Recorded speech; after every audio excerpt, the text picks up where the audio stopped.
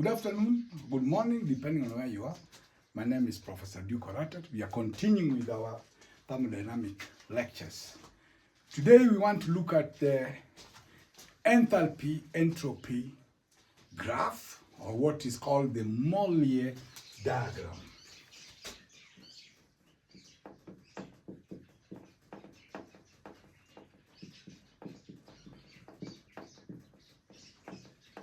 This is the enthalpy-entropy chart.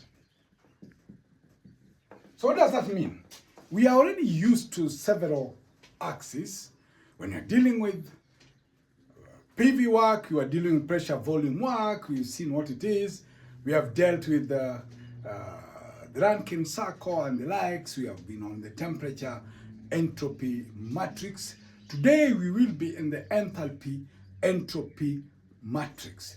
And in general, all those plots or graphs which have enthalpy as one of the axes are normally referred to as the Mollier diagram. And so we will look at the enthalpy entropy chart. That is where the y-axis is the enthalpy, and of course remember the unit is always in kilojoules per kilogram when we're talking of specific quantities. And when you're talking of entropy, remember the symbol is S and the units are kilojoules per kilogram per Kelvin. Now, the Mollier chart or the Mollier diagram is basically a graphical interpretation of the steam tables. Remember, in steam tables, we have talked in other lectures, we talked about saturation pressure table for steam, we have saturation temperature table for steam, we have superheated vapor table for steam, and we have compressed liquid table for steam. So basically all these things are captured in these diagrams, these particular diagrams. So what are we talking about? When you are in the Mollier diagram, you will have values related with temperature, pressure, related with temperature, values related with specific volume,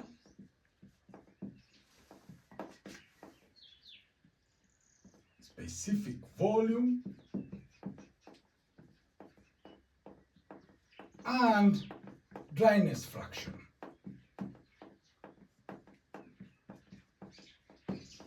Now, there are several things which we need to always bear in mind as we discuss these things. One, remember the Clausius inequality. Very important that ds is greater or equal to dq over t. And under constant pressure, remember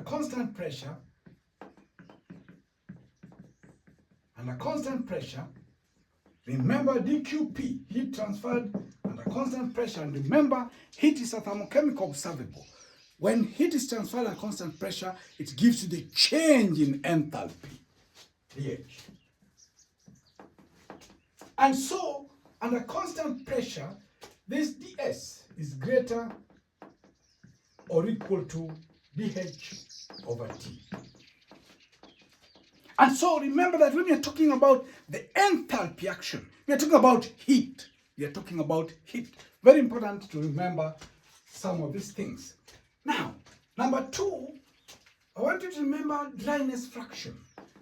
We have, I think there's a lecture on the quality of wet vapor where we have discussed the dryness fraction in detail, but we must always remember it so that we are together in this particular discussion. The dryness fraction, X, that's called dryness fraction, X, we said X is the same as mass of dry steam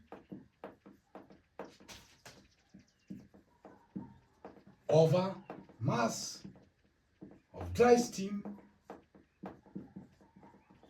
plus mass of liquid. And remember, these are in the wet vapor region, where we have the saturated vapor and saturated liquid coexisting in equilibrium. Always remember that. Always remember those things before you move into interpretation of anything. you must remember those fundamental principles so that, because basically it's application of those fundamental principles. So now we have an idea. Let us see what this Mollier diagram looks like.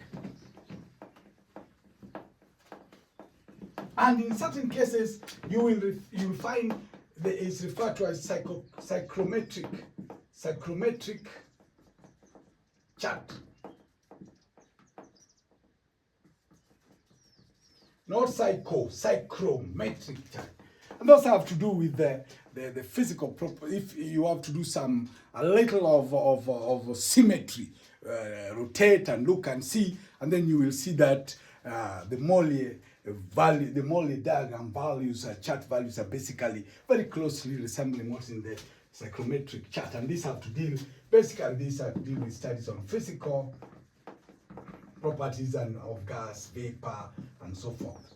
That's not our interest for now. But it's very important that you know that, so that sometimes you can refer to a psychrometric chart, but for you to see that similarity, you'll have to involve in a little of symmetry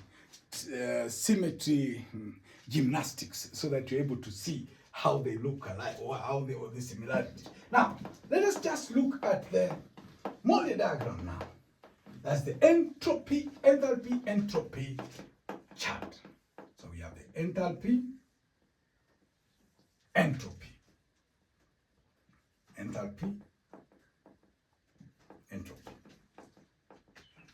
of course, this is in kilojoules per kilogram per Kelvin. This is in kilojoules per kilogram. Kilojoules per kilogram. We are getting there. So we have our axis. The y-axis is enthalpy. The x-axis is entropy. Now, what do we get? We go to our saturation. This is our saturation curve. You know, we have saturated liquid curve and we have the saturated vapor curve. Don't forget, we have that in our earlier discussions. Many times we have discussed it in the lectures there. And so, I want you to focus here. This is the wet region. Up there we have the superheat region. Wet region, superheat region. So when you're in the wet region, definitely you already know that the dryness fraction comes in, because it will tell us of the quality of the vapor. And so we have our dryness fractions. Remember, at this particular point, the dryness fraction is equal to 0. And on this saturated vapor line, the dryness fraction, that's for you to remember, the dryness fraction is 1.00, or it's 100%. It's 100%. It's 100%. Now, we have temperature lines and pressure lines. Now, if we look at this particular point, we have the critical point. This we call the critical point or state. And since this Mollier diagram is for water and steam, then the critical point for water, remember, if you look at the phase diagram for water, that's the pressure temperature diagram. We said that was the triple point, which corresponds to 0.06112 bars and 0.0098 degrees centigrade. But we talked of the critical temperature. That's the temperature above which you cannot separate between liquid and vapor. Liquid and vapor. That is solid, liquid, vapor, gas. So above the critical temperature, that's the critical temperature, you cannot differentiate between them. And the critical temperature for water here is about 221 bars. And the critical temperature is 373 degrees centigrade. Of course, if we want it in Kelvin, it's our usual we just add 273. That should give us about 646 K. And so, and of course, at this particular point, the specific volume is normally 0.03. 0.03 kilogram, meter cubed per kilogram. So the specific volume, and that particular important coordinate there. And don't forget, we said at the triple point, entropy is 0, internal energy is 0. Don't forget those. Those are things you don't forget. So the critical point, so we are talking of about 646, okay? And we are talking of 0.03 meter cubed per kg for V. Temperature, we are talking of that, and pressure, we are talking of 221 bars. And don't forget, 221 bars, all that, remember, 1 bar is equals to 10 to the power 5 pascals. So you can calculate it pascals. You can calculate it in pascals. Now, we are done with those observations. So we have the critical point, we have marked it there. And then, now let us look at the temperature, pressure, and specific volumes. Let's just have that. I want to expand this a bit.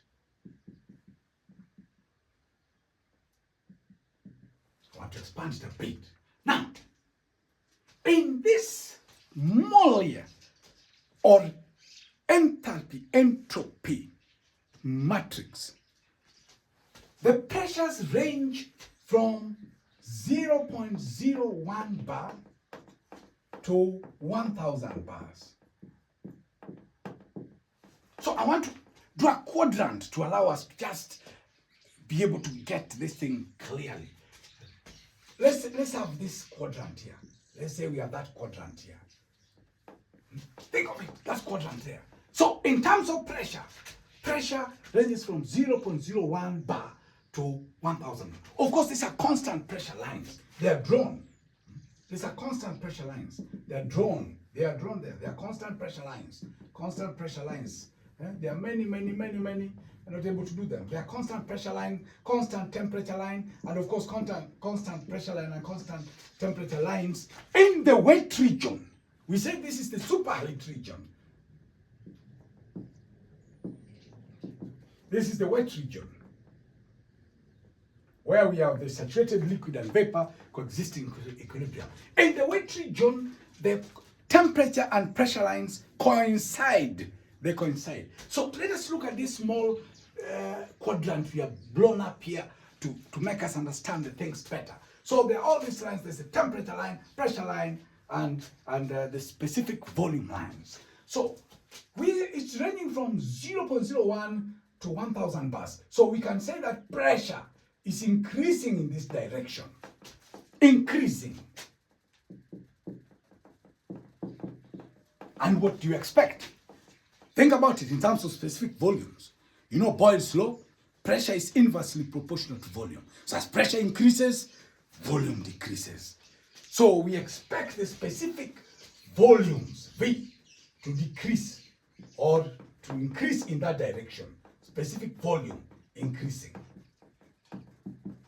So pressure moved from 0.01 bar to 1,000 bars, and of course at the end here, where we are having very high pressure, the volume will be very small. So we are talking of in the range of 0.01 meter cubed per kilogram. And of course, it builds up as they decrease the pressure, the volume increases. Very important for us to note that. And we have these lines. We have these lines.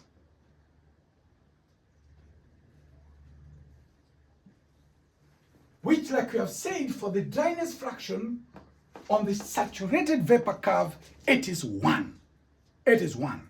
The value is 1. Remember, from that ratio, that fraction, in the saturated vapor curve, in the saturated vapor curve, the mass of dry stream, of course, has a value, and down there, but of the liquid will be 0. So it has a value, that's 1 maximum. And then, of course, at the saturated liquid curve, of course, it will be 0 because there is no dry steep there. So it's 0 plus the mass of the, and that will be 0. So always remember that this quality of vapor, that's the dryness fraction, ranges from 0 to 1.0.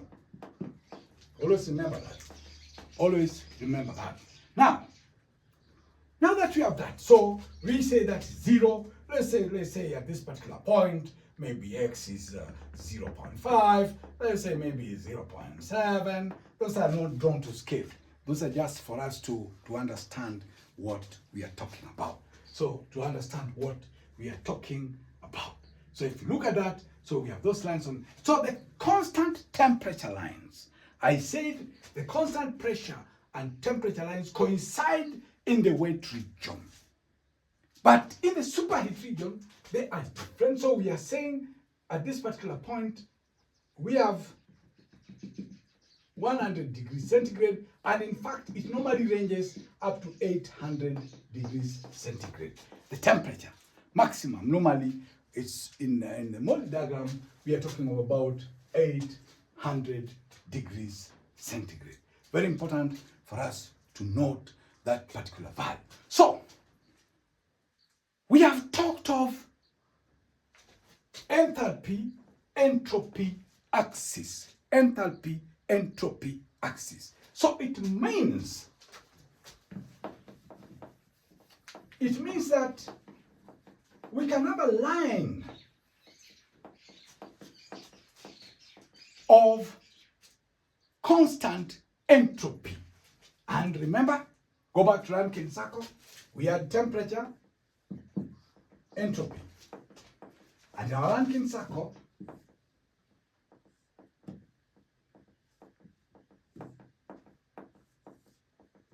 remember, let's say we have 1, 2, 3, 4, 5, 6.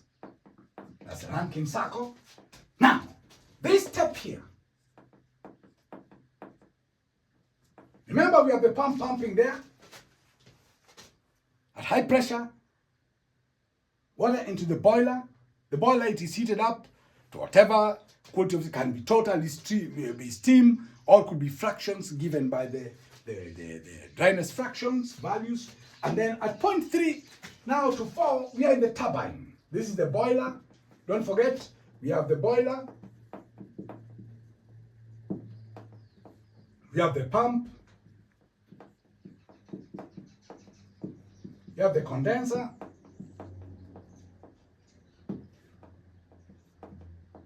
and we have the turbine.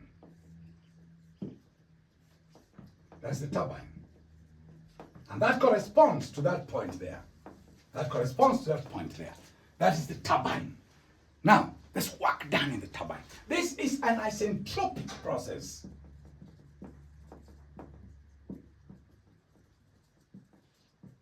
As an isentropic process. And so remember that we said that the work done, because if it's isentropic, remember we said that dH plus dC squared over 2 plus gdz is equals to dq plus or minus dw.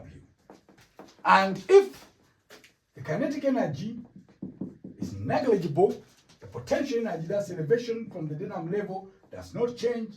That's potential energy. If these are 0, and of course it's isentropic. If it's isentropic, what does that mean? It means that from the Clausius inequality, ds is greater or dq over t. If this is 0, then q is 0, so it's adiabatic. So that dh we find is plus or minus dw. Take note of that. Plus or minus dw. What does that mean? What does that mean? It means that unlike this process where we go through rigorous manipulation of thermodynamic functions to get the value for work, it means that you can just measure work from a line on the h-axis in the Mollier diagram to obtain what is the work for that cyclic process. So it makes your life easy. So we don't have to go to the rigors of the manipulating thermodynamic functions, like I've spoken and come up to that. In other words, if you just measure that line and the enthalpy axis, you are able to relate that to that. That's one of the things. And also remember, in the Mollier diagram, let us say you have taken this point. That will be a constant enthalpy line. That will be a constant enthalpy line. That line is isenthalpic. Isenthalpic. That's isenthalpic. When you hear isenthalpic, one of the processes where isenthalpic was critical, having the process to occur under constant enthalpy, was the Joule-Thomson experiment, where we ended up getting the coefficient. We ended up getting the coefficient del T, del P, and a constant H was the Joule-Thomson coefficient that is in the limit of low pressures. In the limit of low pressures, this was approximately delta T over delta P, where under constant enthalpy. And this quantity, we called it mu JT, Joule-Thomson coefficient, and it told us about the properties of those gases, whether it cools on expansion, heats on expansion, and so forth and so forth. So that was an isenthalpic process. Isenthalpic line is when you draw this constant line across the enthalpy. That's isenthalpy. And of course, already that tells you that you can go deeper and work with some of these things extensively. Now, if you look at the Mollier diagram, one of the key areas where it is applied is in heating, in ventilation, air conditioners, in refrigeration, and don't forget, Joule-Thomson experiment is critical, what's called Linde refrigerator. So you can go through the lectures, Joule-Thomson coefficient, we talked about it at some point there, and then you'll see a few things. We are going to do a few things in terms of application of the Mollier diagram so that you see how it is applied, so that when we talk of when we talk of practical applications of it, you should be able to see how it's applied. So let's stop at that particular point, and thank you very much.